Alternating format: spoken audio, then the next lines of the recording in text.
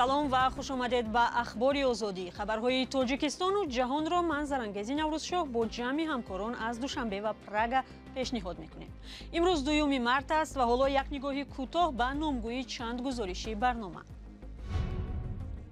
нахуст-вазир ва соҳибкорони Русия ба Тоҷикистон бо чӣ паёме омаданд? ё чаро тоҷирони рус талоши дарёфти ҷойи по дар Тоҷикистонро доранд? шикояти гурӯҳе аз ронандаҳои тоҷик дар Литва алайҳи як ширкати боркашонӣ. баҳс бар сари маош чанд моҳ боз идома дорад. ва иқдоми хуби як барномасози тоҷик барои дӯстдорони китоб. ӯ осори адибонро дар як барномаи хос пешниҳод мекунад. барномаҳоеро ки мо омода мекунем, пешкаш мекунем, аз тамоми дунё мардум бе ягон мушкилӣ ва ройгон дастрас мекунад. Михаил Мишустин, нахуст-вазир ва раҳбари ҳукумати Русия баъд аз зуҳри 2 март вориди Душанбе шуд. Ба гуфтаи мақомот, ҳадаф аз сафари дурӯзаи ӯ ширкат дар конфронси 9 оид ба ҳамкории байни минтақавии Тоҷикистону Русия аст. сафари нахуст-вазири Русия ва ҳамоиши ду кишвар дар ҳоле сурат мегирад, ки Москав барои таҷовуз ба хоки Украина зери таҳримҳои шадид қарор дорад. баъзе соҳибкорони рус гуфтанд, ҳоло талош доранд дар кишварҳое мисли Тоҷикистон ҷойи по пайдо кунанд. мулло Раҷаб Юсуфӣ ва Амир Исоев тафсилот медиҳанд. намояндагони мақомот ва корхонаҳои Русия ва Тоҷикистон дар китобхонаи миллии Душанбе ба гуфтаи худашон омаданд дар бораи рушди ҳамкориҳо суҳбат кунанд. аз суҳбатҳои намояндагони Русия маълум буд, ки баъди зери таҳримҳои кишварҳои ғарб мондани кишвар, онҳо ро ба Тоҷикистон оварданд. русия ҳама вақт бо кишварҳои осиёи марказӣ ҳамкорӣ дошт. дар ҳоли ҳозир ҳамкориҳо густурдатар хоҳад шуд, зеро ширкатҳо бозори навро меҷӯянд ва дар ҳамин ҷо меёбанд. бархе коршиносони тоҷик таъкид мекунанд, ки хатари зери таҳрим рафтани Тоҷикистон дар шароити феълӣ камтар аст. که تاجیکستان یگان قدرت داشته باشد به معنای قدرت اقتصادی داشته باشد که به درد امروز روسیه خورد و یگان محصولات استحصال میکند و به روسیه میفرستاند که سببگوی با تحریم های آمریکا دچار شدنش باشد. با اطلاع رسمی در این همایش نمایندگان زیاد از 800 شرکت و کارخانه های تاجیکستان و روسیه شرکت دارند. بعضی از شرکت‌داران از تاجیکستان با دعوت مقامات به اینجا آمدند. اومدیم که وجهت ایام یک چی با خود چی کنم زب گیریم ده.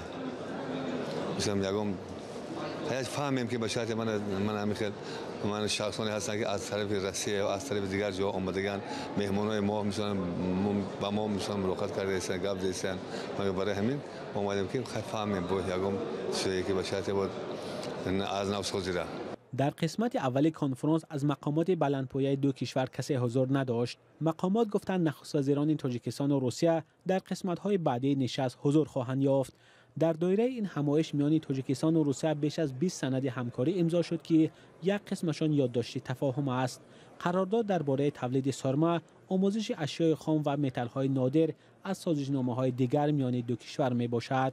قبلا نیز میان دوشنبه و مسکو چنین قراردادهای زیاد امضا شده است، ولی یک قسم آنها روی کاغذ ماند. مولو رجب یوسفی، امیر ایسایف، آزادی، دوشنبه. بینندگان عزیز، تفصیلات انجمن صاحبکاران تاجیکستان و روسیه و سفر سروزیر روس میخائیل میشوستین به تاجیکستان را میتوانید در سامانه رادیوی آزادی پیدا کنید. حالا میرویم با موضوعهای دیگر. یک فعال زاده تاجیکستان که از جانب مقامات پولشا و یا لهستان با درخواست پناهندگی سیاسیش جواب رد گرفت. میگوید میترسد که به وطن خارج میشود. به قول سید انور سلیمانوف، او در گذشته موقع خود را عید نزاع در مرز تاجیکستان با قرقیزستان و از بازداشت‌های ساکنان ولایت مختار کوهستانی بدخشان بیان کرده بود. بنابراین به باور وی مقامات انتظامی میتوانند او را پشت پنجره اندازند. سید انور سلیمانوف امیدوار است قضیه‌اش در لهستان بازبینی می شود. شهلای گلخواجه در این باره تفصیلات می دهد. مقامات پولشا و ولایستان به درخواست پناهندگی سیاسی سید انور سلیمانوف یک فعال روسی 24 ساله زوده تاجیکستان جواب رد دادند. سلیمانوف که در شبکه‌های اجتماعی بیشتر با نام ساشا پیچنیکا معروف است میگوید در پاسخ مقامات این کشور که روز 20 فوریه به دستش رسید آماده است آنها یگان دلیلی را برای دادن حق پناهندگی به او پیدا نکردند، در حالی که به گفته خود سید انور سلیمانوف در صورت اخراجش به تاجیکستان او را برای دیگر اندیشه‌اش کنج زندان انتظار است. من در تاجیکستان اصلا ندارم نه پرونده جنایی نه یگان دیگر پرونده از طرف دولت تاجیکستان ندارم، اما بعد ما میدونیم که بسیاری آدمانی که ندارن هیچی میآیند به تاجیکستان برمیگردن یا آدمان را از روسیه از شهرهای پتربورگ مسکو آدمان را می‌دزدند، آدمانی بدخشانیان را، آدمانی که دیگر نقطه نظری دارند اوید به سیاست دولت و یا را از روسیه از دیگر دولت ها میگیرند و محبس میبرند، اما در آن وقتی که و یا در آزادی بودند یگان پرونده نداشتن اوید خودشان اوید خیش. سلیمانوف سال 2008 در روسیه به سر می برد. او در ستاد تبلیغاتی پیش از انتخاباتی اندری پیوواروف که حالا در روسیه زندانی است فعالیت داشت. اسم او سال 2021 و زمانی رسانه‌ای شد که به حیث پرستار در یکی از بیمارخانه‌های مسکو کار میکرد و به طرفداری از فلش موب تشکیل کرده الکسی ناوالنی رهبر مخالفین روس در بیمارستان چراغک تلفنش را روشن کرد. در پی او را هم از کار راندند و برای 40 سال از حق ورود به روسیه محروم نمودند. سلیمانوف مجبور شد که سال 2021 روسیه را ترک کند، از آن وقت تا به امروز در پولشا به سر میبرد. سید انور سلیمانوف گفت او همان شهروند تاجیکستان باقی میماند. به قول وی در تاجیکستان نزدیکان و همسایه‌هایش از سوی مقامات انتظامی پرسجو شدند، از آنها اساساً اویدی در کجا و با چی کار مشغول بودن سلیمانوف سوال شده است. حالا وی درباره دوباره بررسی کردن قضیه‌اش به مقامات داخلدار پولشا مراجعت کرده است. اخباری آزادی رو ادامه می‌دهیم. بحثی گروهی از راننده‌های تاجیک در لیتوا با یک شرکت بارکشانی بر سر معاش چند ماه باز ادامه دارد. مهاجران تاجیک علیه شرکت به اتفاق کسبه این کشور شکایت برده شرکت لیتوانی را به کم کردن معاش آنها و رعایت نکردن شرطنامه کاری گناهکار کردند. شرکت برعکس از کار مهاجران تاجیک ناراضگی می‌کند. تفصیلات بحثی رانندگان تاجیک با شرکت بارکشانی در لیتوا و عموما شرایط کار مهاجران را در اروپا در گزارشی از مومن احمدی ببینید. هر ماه از معاش 250 300 تا 400 یورو را شرکت به هر بانه‌ها جریمه میکنند.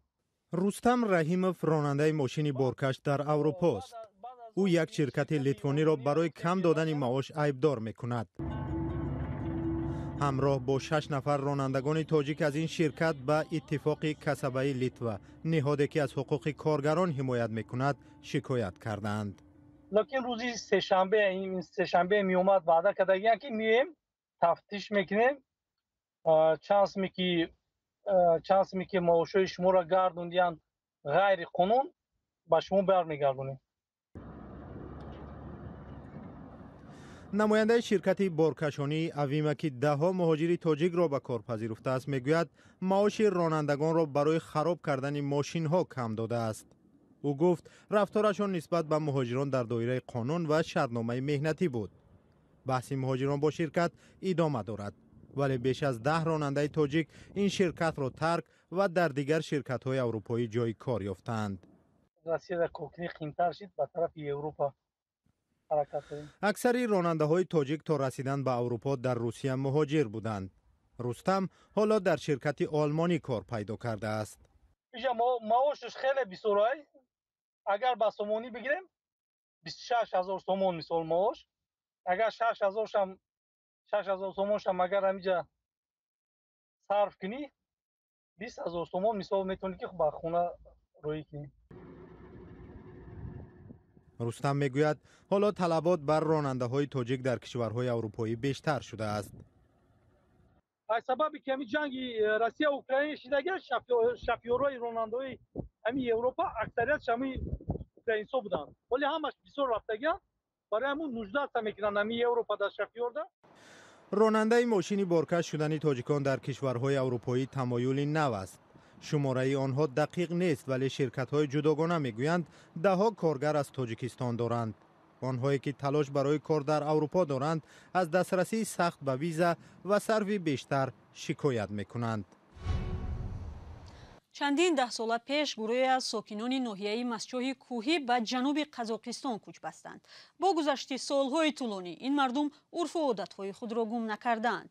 اما چی این تاجیکان را وادار به هجرت کرد؟ همکاران ما در این باره یک فیلم مستند آماده کردند که حالا یک پاره آن را همراه می‌بینیم. جوار بیننده خونه. البته این بسیار فاجعه کلان شد برای که خلق تمام از دنیا و از خانه و از مال و از همه چی ماند روی من میشه. مردم رو کوچون. اون کسی که با ماشین خودش رو دولت به اتوبوس از همین 20-25 کیلومتر دورتر کوچون مردم رو. فکر میکنید که در یک تاجیکستان کوچک قرار دارید؟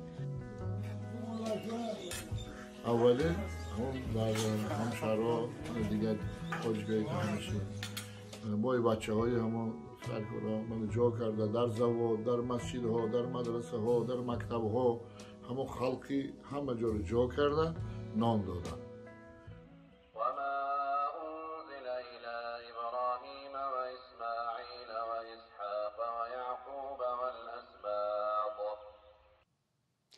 این فیلم جالب 19 دقیقه‌ای از زندگی تاجیکان قزاقستان به زودی در وبسایت و صفحه یوتیوب رادیوی آزادی نشر می شود. یک برنامه‌ساز تاجیک تلاش دارد با یک اصول نو و آسان کتابخوانی را در تاجیکستان رشد دهد. او به دوستداران کتاب در هر گوشه دنیا امکان فراهم می‌آورد آثار ادیبان را در شکل یک برنامه از طریق مخزن جهانی پلی مارکت در تلفن خود دسترس کنند. علاقه کتاب‌هایی در این برنامه وارد کرده برنامه‌ساز را صدها نفر گرفتند. مفصل‌تر درباره این برنامه مولا رجب یوسفی و امیر ایسویف معلومات می‌دهند.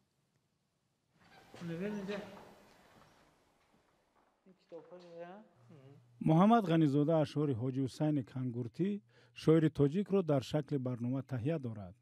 نیت دارد این برنامه را روزهای نزدیک در مخزن جهانی پلی مارکت گذارد. پیش از این کتاب‌های بوستان سعدی شیرازی، سیاستنامه نظام الملک و چند ادیب دیگر را به شکل کتاب الکترونی درآورده است. این جوان 21 ساله 3 سال باز به این کار مشغول است. اشعار بابایش سفر محمد ایوبی اولین نمونه کارش در این جاده بود. یک خوبی در شکل برنامه در آوردن کتاب یا دلخواه اثرها در آن است که مقصد اگر کتابی با زبان تاجیکی را تنها در داخل تاجیکستان دسترس کرده شود ولی این برنامه‌ای را که ما آماده میکنیم پیشکش میکنیم از تمام دنیا مردم به یگان مشکلی و رایگان دسترس میکنه و مورد استفاده خود قرار میدهند. برنامه‌های تهیه کرده محمد غنی‌زاده از روی آثار ادیبان را صدها نفر از پلی مارکت بارگیری کردند. چند برنامه‌ساز دیگر هم به این کار مشغولند. بعضی از کاربران این شکل کتاب‌ها را می‌پسندند. کتاب 4 قله رو شکل کاغذیش رو که ما با دست داریم همین شکل کاغذیش رو از یک جا به سمت دیگر بردن قیند است. مثلا 10,000 یا که 5,000 یا که 3,000 2,000 کتاب کاغذی رو در سمکارت نمیگیری و نمیبری و مثلا پلی مارکت شکل الکترونیش رو به تو دسترس میکنه. صرف نظر از این فایده ها برخی ها در تاجیکستان به کتاب چاپی برتری میدهند با چند دلیل. که بهتر اونه که کتاب چاپی رو ما بسیارتر بخونیم. هم ضرر به چشم کم است هم که بهتر است نسبت به کتاب‌های الکترونیک. محمد غنی‌زاده تا امروز اشعار 60 شاعر کلاسیک و معاصر تاجیک را در شکل مجموعه یا علاهیده تهیه کرده در مخزن پلی مارکت گذاشته است. می‌خواهد کارش را دوام دهد اما معلوم نیست که بدون سرمایه و کمک چقدر پیش رفته می‌تواند. اخبار آزادی رو به پایان میبریم. سپاس برای همراهی بیننده عزیز و خبرهای از این بیشتر رو هر ساعت و در فرصتی برای خود مناسب در وبسایت azadi.org سامانه و صفحه های رادیوی آزادی در فیسبوک و اینستاگرام، توییتر و تلگرام و تیک توک و ادناکلاسنیکی پیدا کنید. تا ملاقات دیگر، خدا نگهدار.